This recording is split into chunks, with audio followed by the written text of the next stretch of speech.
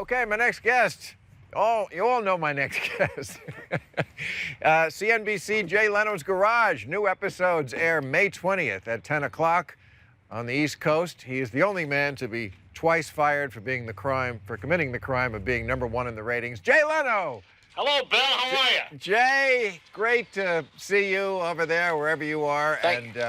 Gosh, I wish we were meeting under better circumstances. I know you've always been kind of a glasses half full guy. Right. Have you been able to maintain that kind of optimism even in these times? I am optimistic. You know, I saw this Dr. Fauci, that's how I say it, Fauci? Yes, of course. And I watch him on TV, and he says, this virus is a war, and we have to fight it like a war.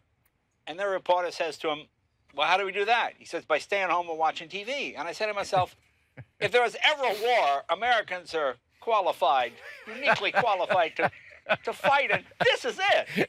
I mean, I've been training this my whole life. Stay at home and watch TV. Really, how hard is it? Like, I saw, I'm not going to say celebrity he was, but I saw him on one of the shows, and he said, I feel like a prisoner of war in my own home. And I went, the difference between this war is when the prisoners are released, they're fatter. It's the only war, when the war is over, the prisoners are fatter than when the war began. Yes, it's the only crisis where you can see a celebrity telling you not to panic from their panic room. Yeah, exactly, exactly. And the support team we have, Mama Celeste, Chef Boyardee, Famous Amos, Ben and Jerry, Aunt Jemima, Uncle Ben. I mean, they're all helping us, Bill. They're helping us get through it. Thank God. So, Jay, look, I don't want to give away where you live exactly because there's crazy people out there, but I think people know you're a very successful guy. So let's just say somewhere in the Southern California area where the very rich people live. I live in a similar kind of neighborhood. Yeah, about a mile away, yeah. I think it's a little different how the rich areas are handling this, don't you think? Yes, it is. I mean, it is different. And well, I mean, Beverly Hills is affected, and celebrities react differently. Like I read, you know, Jesse Smollett? Yes, of course. Okay, he's a little paranoid. He actually had 2 guys beat him up on FaceTime. I mean, that's okay, because he was, you know, he was afraid.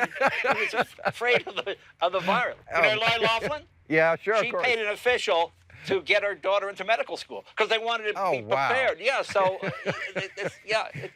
Are you still driving? Because I've taken the car out a number of times just so it doesn't freeze up in the garage for nowhere to friggin' go. Right. And it's one of the few things you can do where you're not hurting anybody. You're alone in the car.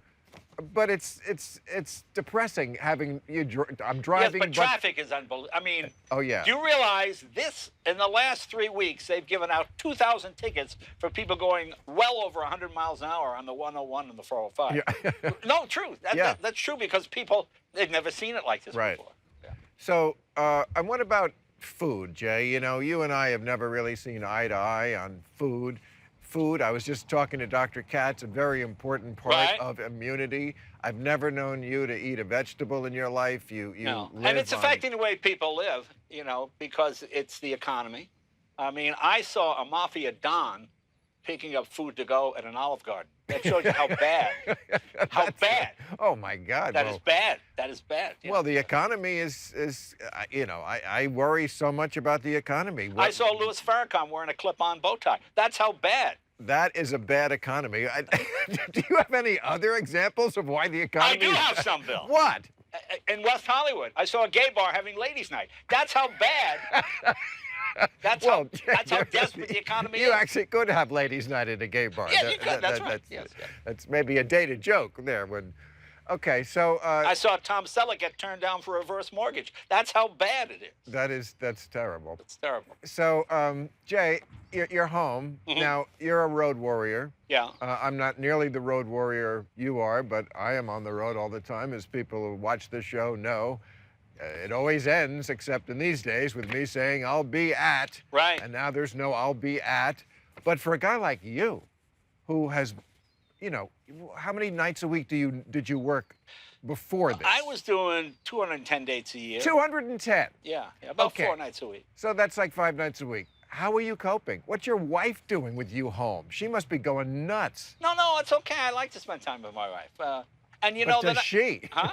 Well, no, it's good. See, the nice thing about being married 40 years, see, this is different. This is something you could never do with a 25-year-old. But when you're married 40 years, like my wife and I sat down to watch a Netflix movie, I fell asleep about halfway through. I woke up. I said, what happened? She said, I don't know. I fell asleep. So I said, good, we can watch it again tomorrow. You know, I never understood why my parents watched the same Matlock over and over again. But now I do. Now I've watched this Netflix movie three times because I never quite made it to the end. So it's okay. You know something? I can live in whatever environment I'm forced into. And I was always one of those guys. I never wanted to be one of those performers who turned down a job. Because when I started out, you know how it is when you start, there's no work. So I never want, how much money? I'm not going for that money. What are you doing for that much money on a Tuesday night? You can't go do that job. But now I'm forced. So now I'm forced to actually relax and take time off, and I'm enjoying it. And you know something? If there is a good side to this, I talked to a friend of mine who was in Italy. He said for the first time, there is fish in the canals in Venice. Right. You know, and the ocean seems a little cleaner. LA seems remarkably cleaner. It is. Because planes are not flying. This is sort of like nature's way of dealing with global warming.